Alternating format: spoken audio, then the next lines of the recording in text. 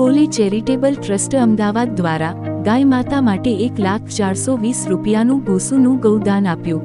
આજ રોજ તારીખ 7 ઓગસ્ટ 2026 શુક્રવારના રોજ ઓમ બોલે ચેરિટેબલ ટ્રસ્ટ અમદાવાદ તરફથી શ્રી કામધેનુ ગૌશાળા દેવગઢ બારિયામાં ગાય માતાના આહાર માટે મસૂરનું બોરીબંધ ભૂસું, જેની આશરે કિંમત 1,01,420 રૂપિયાનું ગૌદાન કરવામાં આવેલ।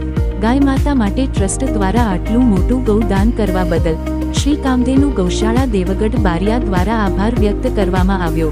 શ્રી કામધેનુ ગૌશાળા દેવગઢ બારિયા જે છેલ્લા 12 વર્ષથી ચાલે છે અને દેવગઢ બારિયા તાલુકામાં કતલખાને જતી ગૌ માતાને બચાવી તેની સાર સંભાળ લે છે।